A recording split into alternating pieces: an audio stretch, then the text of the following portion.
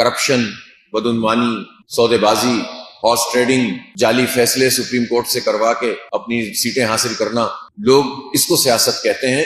اور بہت کامیاب سیاستدان کہے جاتے ہیں وہ لوگ جو ہر 2 نمبری سے اپنے آپ کو اقتدار میں رکھتے ہیں۔ یعنی کیا مسٹر، کیا مولانا، آپ ہر طرف یہ دیکھیں گے کہ ایسے لوگوں کو لوگ کہتے ہیں وہ کامیاب ہیں کہ جو کسی اصول پہ نہ کھڑے ہوں بلکہ وصول پہ کھڑے ہوئے ہوں۔ ایک ہوتی ہے اصولی سیاست، ایک ہوتی ہے وصولی سیاست۔ اور ہمیں پتہ چل جائے گا ابھی جب سپریم کورٹ کا یہ جو ایک شرمناک فیصلہ آیا ہے، افسوسناک فیصلہ آیا ہے، جس میں جو سیٹیں ہیں، اضافی نشستیں جنہیں آپ کہتے ہیں، ریزرو سیٹس، وہ سیدھی بات ہے کہ یہ حق تھا۔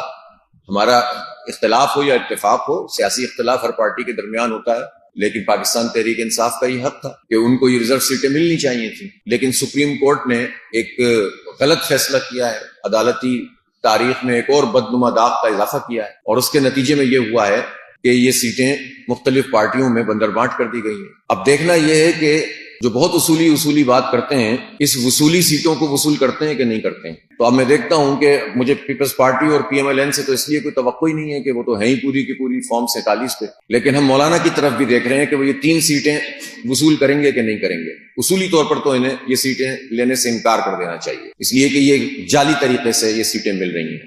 یہاں پتہ چل جائے گا کہ سیاست کس کو کہتے ہیں اور مفادات کس کو کہتے ہیں۔ بہرحال پاکستان میں اس کا بحران ہے۔